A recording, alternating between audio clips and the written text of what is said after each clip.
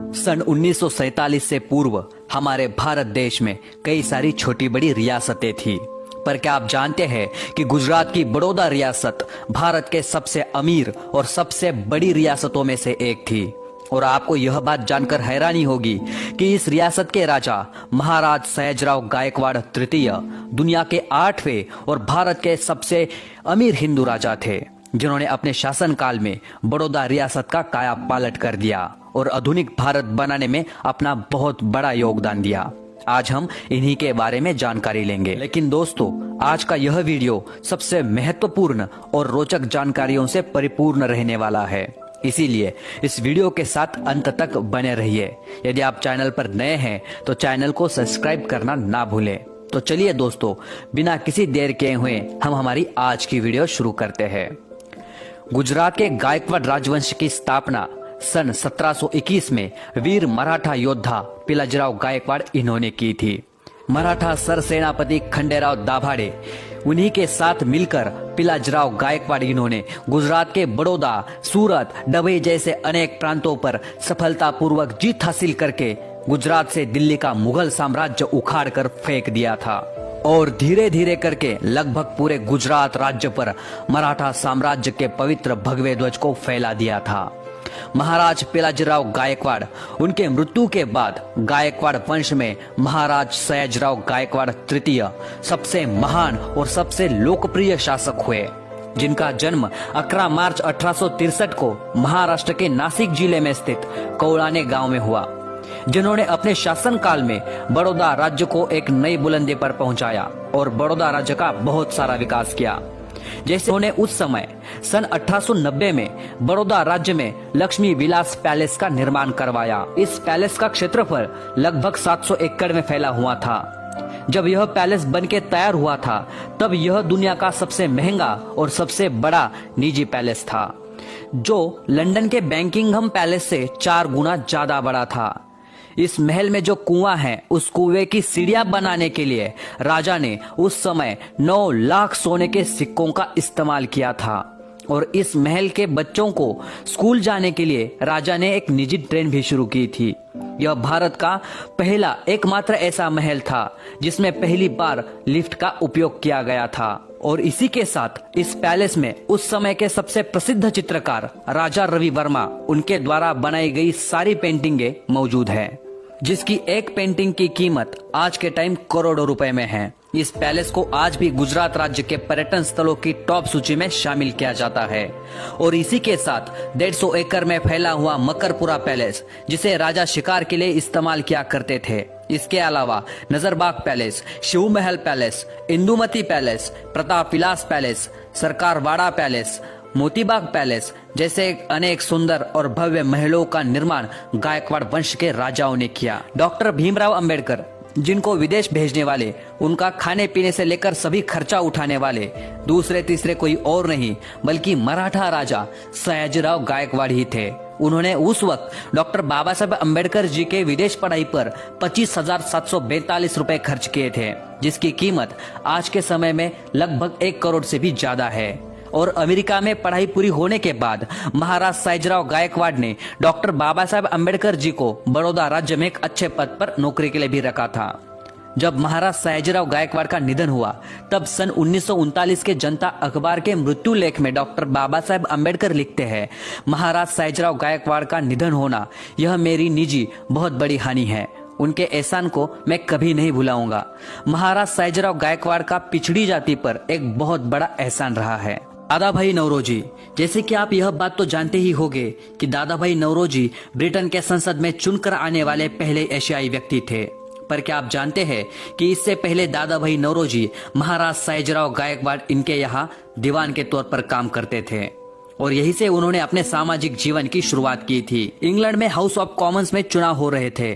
तब चुनाव लड़ने के लिए दादा भाई नौरोजी को पैसों की काफी जरूरत थी।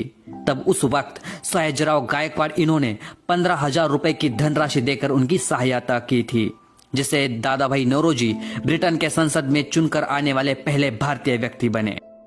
Father of Indian cinema Dada Saheb Phalke, जिनके नाम पर भारत देश का सबसे बड़ा फिल्म पुरस्कार दिया जाता है। सिनेमा क्षेत्र में सर्वोच्च योगदान देने वाले व्यक्ति को भारत सरकार द्वारा यह पुरस्कार प्रदान किया जाता है।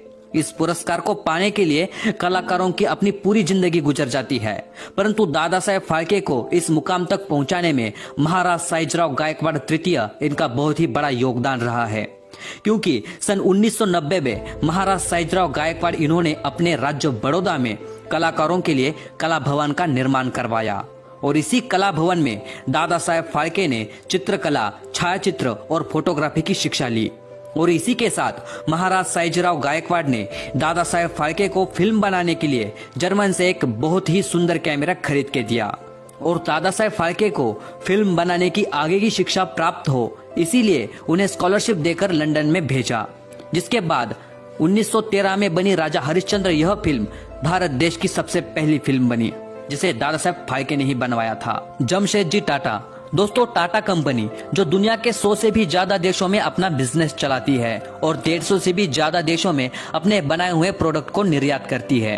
टाटा ग्रुप भारत का सबसे बड़ा व्यापारी औद्योगिक समूह है, जिसमें 10 लाख से भी ज्यादा लोग कार्यरत है और जिनके वर्तमान अध्यक्ष है श्री रतन जी टाटा। लेकिन बहुत से लोगों को यह बात पता ही नहीं कि टाटा कंपनी को खड़ा करने में महाराज सायाजीराव गायकवाड़ का बहुत ही बड़ा योगदान रहा है। क्योंकि जमशेदजी टाटा जो टाटा कंपनी के संस्थापक है, उनका जन्म सन 1839 को गुजरात के नवसारी जिले में हुआ था और उस वक्त नवसारी जिला बड़ौदा राज्य के अंतर्गत आता था और वहां के राजा थे महाराज सायाजीराव गायकवाड़। जब जमशेदजी टाटा अपना व्यापार शुरू करना चाहते थे, तब एक भारतीय व्यापारी होने के कारण उन्हें अंग्रेजों ने काफी परेशान किया। उनको आर्थिक मदद की जरूरत थी, तब अंग्रेजों ने उन्हें कोई भी आर्थिक मदद होने नहीं दी। तभी उसी दौरान महाराज सायाजीराव गायकवाड़ निर्भयता से जमशेदजी टाटा के साथ खड़े रहे, जिसकी वजह से जमशेदजी टाटा को अपना व्यापार शुरू करने में बहुत आसानी हुई। और इतना ही नहीं, महाराज सायाजीराव गायकवाड़ ने टाटा आयरन एंड स्टील की फैक्ट्री के निर्माण के लिए जमशेद टाटा को धनराशि देकर उनकी सहायता की। समुद्र के किनारे द्वारका बेट के पास टाटा केमिकल्स की फैक्ट्री के लिए अपनी जमीन दान दी। Tata chemicals, Tata sons of limited, Tata power जैसी कंपनियों में करोड़ों रुपए की इन्वेस्टमेंट करके उनके शेयर खरीदे, जिनकी वजह से जमशेदजी टाटा को बहुत ही बड़ी मदद हुई। इसके अलावा टाटा स्मारक फंड को 2000 रुपए की अतिरिक्त धनराशि भी दी। उस वक्त ऐसा नियम था कि रेलवे के लिए अगर कोयला चाहिए तो ब्रिटिश कंपनियों से ही लेना पड़ता था, परंतु महाराज सायाजीराव गायकवाड़ ने ब्रिटिशों के इस बात को खारिज कर दिया और टाटा कंपनी से कोयला खरीदने का आदेश जारी किया, जिससे हमें जमशेदजी टाटा और महाराज सायाजीराव गायकवाड़ के बीच घनिष्ठ मित्रता देखने को मिलती है। जब महाराज सायाजीराव गायकवाड़ विदेश की यात्रा से वापस आते थे, तब मुंबई में उनके स्वागत के लिए जमशेदजी टाटा खुद वहां पर उपस्थित रहते थे। शिवकर बापूजी तलपड़े, अगर किसी से पूछा जाए कि दुनिया में सबसे पहले हवाई जहाज की खोज किसने की थी, तो उनका जवाब होगा राइट ब्रदर्स। परंतु राइट ब्रदर्स के 8 साल पहले हमारे भारत देश में सन 1895 को शिवकर बापूजी तलपड़े नामक व्यक्ति ने मुंबई के चौपाटी के नजदीक सार्वजनिक तौर पर हवाई जहाज को उड़ाया था। परंतु हवाई जहाज के प्रोजेक्ट के निर्माण के लिए शिवकर बापूजी तलपड़े को बहुत ही ज्यादा पैसों की जरूरत थी। तब वह बड़ौदा गए और महाराज सायाजीराव गायकवाड़ से मदद मांगी। महाराज सायाजीराव गायकवाड़ ने तुरंत मंजूरी देकर उस प्रोजेक्ट के सारे खर्चे उठाए। सन 1895 में बना मारुत सखा नाम का यह हवाई जहाज दुनिया का पहला हवाई जहाज था, जिसे महाराज सायाजीराव गायकवाड़ और स्वतंत्र सेनानी महादेव गोविंद रानडे जी के उपस्थिति में उड़ाया गया था। इस घटना पर आधारित बॉलीवुड में हवाई जादा नाम की एक मूवी भी बन चुकी है, जिसमें अंशुमन खुराना, मिथुन चक्रवर्ती, पल्लवी शारदा जैसे कलाकारों ने मुख्य भूमिका निभाई है। भारतीय समाज सुधारक महात्मा ज्योतिराव फुले, जिन्होंने भारत में पहली बार महिलाओं के लिए शिक्षा के द्वार खुले किए। महात्मा ज्योतिबा फुले को महाराज सयाजीराव ने शेतकऱ्यांचा असूड इस किताब का प्रकाशन करने के लिए आर्थिक मदद की और महाराज सयाजीराव के आह्वान पर ही महात्मा ज्योतिबा फुले को महात्मा इस पदवी से सम्मानित किया गया। और महात्मा ज्योतिबा फुले जब बीमार थे, तब अपने दीवान धमनस्कर जी के हाथों धनराशि देकर उन्हें सहायता की। सन 1890 को जब महात्मा ज्योतिबा फुले का निधन हुआ, तब उनकी पत्नी सावित्रीबाई फुले इनको 1000 रुपए का चेक देकर उनकी आर्थिक मदद की। और इनके अलावा सावित्रीबाई फुले और उनके दत्तक पुत्र यशवंतराव फुले को 20 रुपए प्रति माह पेंशन शुरू की। महात्मा गांधी। एक बार महात्मा गांधी और महाराज सयाजीराव गायकवाड़ के बीच मुलाकात तय हुई, जिसमें साबरमती से लक्ष्मी विलास तक के गुप्त सफर की व्यवस्था महाराज ने की थी। जब महात्मा गांधी लक्ष्मी विलास पैलेस के प्रवेश द्वार पर पहुंचे तो उनका भव्य स्वागत किया गया और चर्चा के लिए उन्हें महल में ले गए। महाराज सयाजीराव ने महात्मा गांधी को आसन पर बैठने की विनती की, परंतु गांधी जी ने कहा कि महाराज के सामने कुर्सी पर बैठना मुझे शोभा नहीं देता। यह बात कहकर महात्मा गांधी नीचे जमीन पर बैठ गए, जिसके बाद महाराज सयाजीराव गायकवाड़ भी महात्मा गांधी के साथ चर्चा के लिए नीचे बैठ गए थे। जिससे हमें एक बात पता चलती है कि आम लोगों से लेकर स्वतंत्र सेनानी तक हर कोई व्यक्ति महाराज सयाजीराव गायकवाड़ के प्रति कितना आदर भाव रखते थे।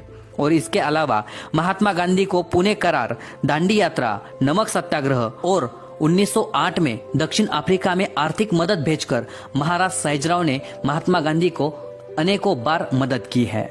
लोकमान्य तिलक, भारतीय स्वतंत्र सेनानी बाल गंगाधर तिलक, जिन्हें ब्रिटिश अधिकारी भारतीय अशांति के पिता भी कहते हैं, जिन्होंने केसरी और मराठा इस अखबार के माध्यम से ब्रिटिशों को ललकारा और चेतावनी भी दी, जिसकी वजह से उन्हें कई बार जेल जाना पड़ा।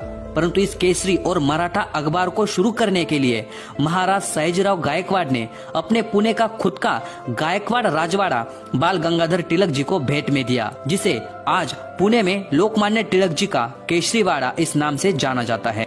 भारतीय स्वतंत्र सेनानी अरविंद घोष, जो पेशे से एक क्रांतिकारी कवि, प्रकांड विद्वान और महान योगी थे, जिनके आह्वान पर हजारों बंगाली युवकों ने देश के स्वतंत्रता के लिए हंसते हंसते अपनी जान दे दी। 1882 को युवा क्रांतिकारी अरविंद घोष और महाराज सयाजीराव गायकवाड़ के बीच लंदन में मुलाकात हुई थी। अरविंद घोष ICS की परीक्षा उत्तीर्ण हो चुके थे, परंतु घोड़े की सवारी न आने के कारण ब्रिटिश प्रशासकीय अधिकारियों ने उन्हें नौकरी से नकार दिया। तो उनके कुछ साल बाद महाराज सयाजीराव ने अरविंद घोष को बड़ौदा राज्य में आने का निमंत्रण दिया। महाराज के निमंत्रण पर 1893 को अरविंद घोष बड़ौदा में आए, जहाँ पर उनके खाने पीने से लेकर रहने तक की सारी व्यवस्थाएं की गई। अरविंद घोष जी को महाराज सयाजीराव गायकवाड़ का स्वभाव काफी पसंद आया, इसीलिए अपने जीवन के 12 साल उन्होंने बड़ौदा के महाराज सयाजीराव गायकवाड़ के यहाँ नौकरी में बिताए। महाराज सयाजीराव अरविंद घोष जी को उनके हर कार्य में मदद करते थे। महाराज सयाजीराव ने न जाने ऐसे कितने स्वतंत्र सेनानी, समाज सुधारक, लेखक, कवि, कलाकार, संशोधनकर्ता, पॉलिटिशियन को मदद करके उन्हें एक नई दिशा दिखाई और उन्हें बड़े मुकाम तक पहुंचाया। ऐसे ही बहुत सारे नामों की लिस्ट जो बहुत लंबी है, जिसे इस वीडियो में बता पाना संभव नहीं, फिर भी हमने यह छोटा सा प्रयास किया है। उस समय भारत में 500 से भी ज्यादा रियासतें थी, परंतु स्वतंत्र सेनानियों को मदद करने वाले और उनके साथ खड़े रहने वाले महाराज सयाजीराव गायकवाड़ भारत के एकमात्र राजा थे। महाराज सयाजीराव ने अपने शासनकाल में बनाए गए स्कूल, कॉलेज, हॉस्पिटल, मंदिर, library, sport club, Baroda central jail, पानी के तालाब, 113 एकड़ में फैला बगीचा, वाटर पार्क जैसे अनेक सुंदर वास्तु और भवनों का निर्माण किया, जिसे घूमते घूमते शायद 1 महीना भी कम पड़ जाए। इसके अलावा महाराज सयाजीराव ने बनारस हिंदू विश्वविद्यालय, मुंबई की ताज hotel, Maratha Vidya Pracharak Mandal Nashik, Deccan education society Pune, Vishwa Bharati Shanti Niketan Kolkata, Indian college Aligarh, great medical college Mumbai, Fergusson college Pune, Shaniwar Wada जीर्णोद्धार जैसे अनेक संस्थाओं को उस समय करोड़ों रुपए देकर उनकी मदद की। लेकिन आज भी बहुत से लोग इनके इतिहास से अपरिचित है, इसीलिए वीडियो को ज्यादा से ज्यादा अपने भाइयों तक शेयर करें और चैनल को सब्सक्राइब करना ना भूलें। चलिए दोस्तों, मिलते हैं नए वीडियो में नए जानकारी के साथ। जय शिवराय, जय शंकर।